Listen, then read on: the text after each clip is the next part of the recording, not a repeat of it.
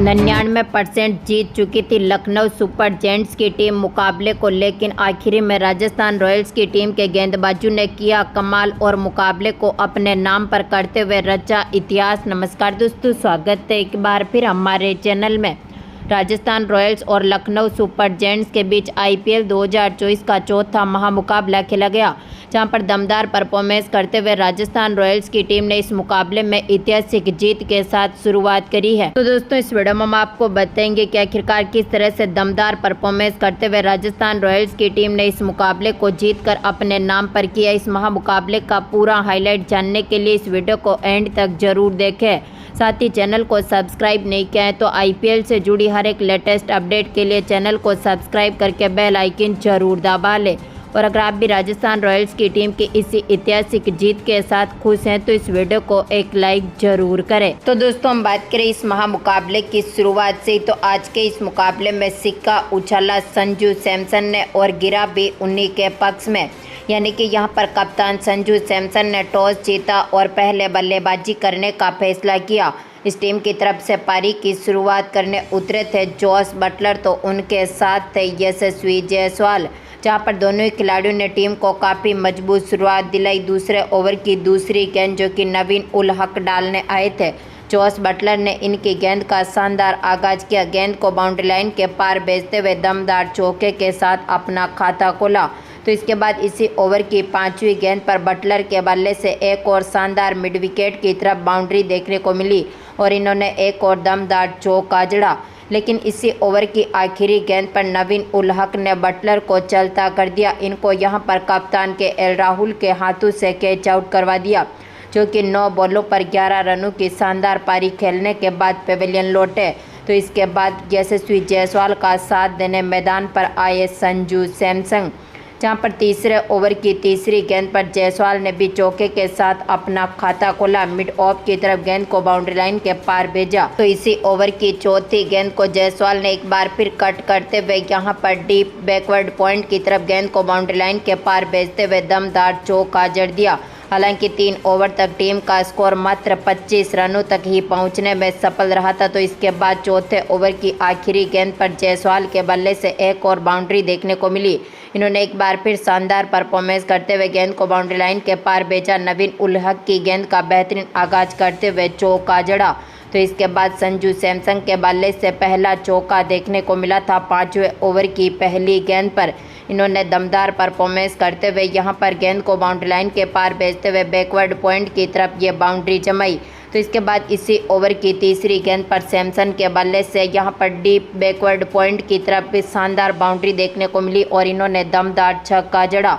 तो इसी ओवर की 5वीं गेंद पर जायसवाल के बल्ले से भी शानदार शॉट देखने को मिला और इन्होंने भी दमदार छक्का जड़ दिया। लेकिन इसी ओवर की आखिरी गेंद पर मोइनुद्दीन खान ने जायसवाल को चलता कर दिया, जहां पर पांड्या के हाथों से इनको कैच आउट करवा दिया, जो कि आज के मुकाबले में 12 बॉलों पर 24 रनों की शानदार पारी खेलने के बाद पेविलियन लौटे। आखिरी में यहां पर संजू सैमसन का साथ देने मैदान पर आए रियान पराग, जहां पर रियान पराग ने भी काफ़ी बेहतरीन शॉट खेले और शानदार आगाज किया। रियान पराग ने भी यहां पर 9वें ओवर की दूसरी गेंद जो कि ठाकुर डालने आए थे, इनकी गेंद का शानदार आगाज करते हुए छक्के के साथ अपना खाता खोला। तो इसके बाद इसी ओवर की 5वीं गेंद पर सैमसन के बल्ले से एक और शानदार शॉट देखने को मिला। इन्होंने भी स्क्वायर लेग की तरफ गेंद को बाउंड्री लाइन के पार भेजते हुए दमदार छक्का जड़ा। तो इसी ओवर की आखिरी गेंद पर भी सैमसन के बल्ले से एक और छक्का देखने को मिला था, जहां पर 9 ओवर तक टीम ने अपने स्कोर को पहुंचाया था 85 रनों के पार। तो इसके बाद 11वें ओवर की दूसरी गेंद पर पराग के बल्ले से एक और शानदार शॉट देखने को मिला। लॉन्ग स्वीप के जरिए यहां पर गेंद को बाउंड्री लाइन के पार भेजा, लॉन्ग ऑन के ऊपर से शानदार छक्का जड़ दिया। तो इसी ओवर की चौथी गेंद पर सैमसन ने भी एक और शानदार शॉट खेलते हुए लॉन्ग ऑन के ऊपर से गेंद को बाउंड्री लाइन के पार भेजते हुए दमदार छक्का जड़ा। टीम का स्कोर 11 ओवर तक 100 रनों के पार पहुंचने में सफल रहा था। तो इसके बाद 13वें ओवर की पहली गेंद पर सैमसन के बल्ले से एक और चौका देखने को मिला, जहां पर टीम ने काफ़ी दमदार परफॉर्मेंस किया। लेकिन यहां पर 15वें ओवर की 5वीं गेंद पर नवीन उल हक ने सेट हुए थे बल्लेबाज रियान पराग को भी चलता कर दिया, जो कि आज के मुकाबले में 29 बॉलों पर 43 रनों की शानदार पारी खेलने के बाद पेविलियन लौटे। तो वहीं पर संजू सैमसन ने भी अपने 1 रन के साथ यहां पर दमदार परफॉर्मेंस करते हुए अपनी 50 जमाई। तो उनके यहां पर पेविलियन लौटने के बाद आखिरी में सिमरन हेटमायर संजू सैमसन का साथ देने मैदान पर आए, लेकिन आज के मुकाबले में सिमरन हेटमायर कुछ खास नहीं कर पाए। 17वें ओवर की तीसरी गेंद पर रवि बिश्नोई ने हेटमायर को भी चलता कर दिया। इनको यहां पर केएल राहुल के हाथों से कैच आउट करवा दिया, जो 7 बॉलों पर मात्र 5 ही रन बना सके और इनको भी पेविलियन की राह देखनी पड़ी। आखिरी में संजू सैमसन का साथ दिया ध्रुव जुरैल ने, जहां पर इसी ओवर की आखिरी गेंद पर ध्रुव जुरैल ने भी लॉन्ग ऑन के ऊपर से गेंद को बाउंड्री लाइन के पार भेजते हुए दमदार छक्के के साथ अपना खाता खोला। तो इसके बाद यहां पर 18वें ओवर की आखिरी गेंद पर सैमसन के बल्ले से एक और शानदार शॉट देखने को मिला। इन्होंने भी दमदार छक्का जड़ा, छक्कों के साथ पारी को सजाया। टीम का स्कोर जहां पर 19 ओवर तक 180 रनों के पार पहुंचने में सफल रहा था।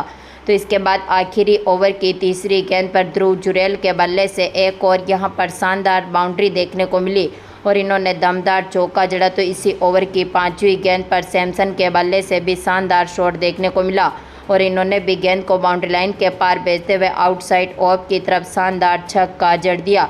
यानी कि टीम का स्कोर काफ़ी मजबूत स्थिति में उतरा और आज के मुकाबले में राजस्थान रॉयल्स की टीम ने अपने 20 ओवर में 4 विकेट खोने के साथ ही 193 रन बना लिए। यानी कि अब टारगेट रख दिया था लखनऊ सुपर जायंट्स की टीम के सामने 194 रनों का। हम बात करें यहाँ पर लखनऊ सुपर जायंट्स की टीम की पारी की शुरुआत से ही, तो इस टीम की तरफ से पारी की शुरुआत करने उतरे थे कप्तान केएल राहुल के साथ क्विंटन डिकॉक, जहां पर क्विंटन डिकॉक ने दमदार परफॉर्मेंस करते हुए दूसरी गेंद पर चौके के साथ अपना खाता खोला। लेकिन यहां पर 5वीं गेंद पर ही क्विंटन डिकॉक जो कि ट्रेंट बोल्ट को अपना विकेट दे बैठे, जो आज के मुकाबले में 5 बॉलों पर मात्र 4 ही रन बना सके और इनको यहां पर पेविलियन की राह देखनी पड़ी। इसके बाद कप्तान केएल राहुल का साथ देने मैदान पर आए देवदत्त पाटिकल, लेकिन आज के मुकाबले में देवदत्त पाटिकल भी कुछ खास करते हुए नहीं दिखे और तीसरे ओवर की दूसरी बॉल पर ही ट्रेंट बोल्ट ने पाटिकल को भी एलबीडब्ल्यू कर दिया, जो कि आज के मुकाबले में 3 बॉलों पर अपना खाता भी नहीं खोल सके और इनको भी पेविलियन की राह देखनी पड़ी। तो इसके बाद कप्तान का साथ देने आयुष बदोनी मैदान पर उतरे, लेकिन आज के मुकाबले में आयुष बदोनी भी चौथे ओवर की पहली गेंद पर ही बर्गर को अपना विकेट दे बैठे। इनको भी यहां पर एलबीडब्ल्यू कर दिया, जो कि आज के मुकाबले में 5 बॉलों पर मात्र 1 ही रन बना सके और इनको भी पेविलियन की राह देखनी पड़ी।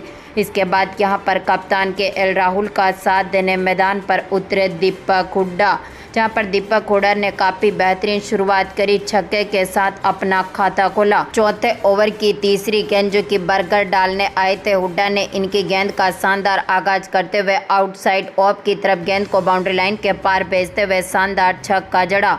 तो इसी ओवर की चौथी बॉल पर इनके बल्ले से एक और दमदार बाउंड्री देखने को मिली और इन्होंने एक और शानदार चौका जड़ दिया।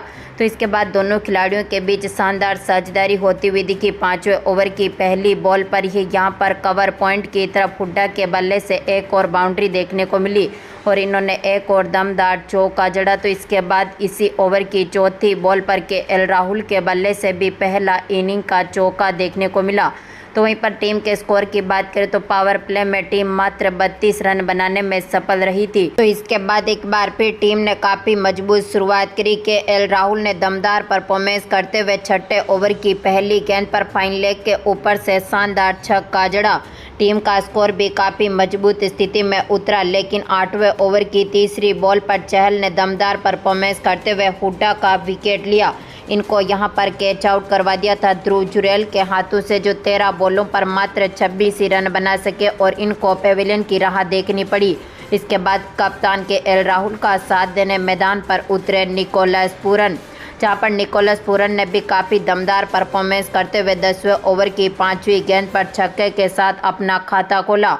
तो उनके साथ केएल राहुल ने भी बेहतरीन शॉट खेले। टीम के स्कोर को दोनों खिलाड़ियों ने मिलकर मजबूत स्थिति में उतारा। तो इसके बाद 13वें ओवर की तीसरी बॉल पर निकोलस पूरन के शानदार छक्के ने दोनों खिलाड़ियों के बीच 50 पार्टनरशिप करी और इसी शानदार पार्टनरशिप की बदौलत यहां पर टीम का स्कोर भी काफ़ी मजबूत स्थिति में उतरा।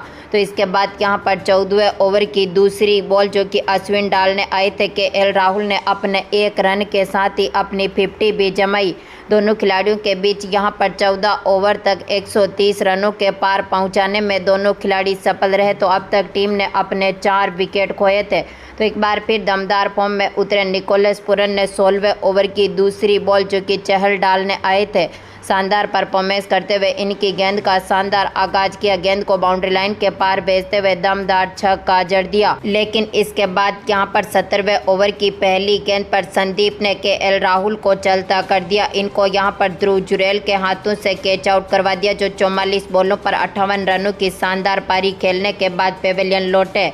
तो इसके बाद पूरन का साथ देने मैदान पर उतरे मार्कस स्टोइनिस, लेकिन यहां पर दमदार फॉर्म में आज के मुकाबले में स्टोइनिस भी कुछ खास करते हुए नहीं दिखे और 18वें ओवर की तीसरी बॉल पर अश्विन ने स्टोइनिस को भी चलता कर दिया। इनको भी ध्रुव जुरैल के हाथों से कैच आउट करवाया, जो कि 4 बॉलों पर मात्र 3 ही रन बना सके और इनको भी पेविलियन की राह देखनी पड़ी।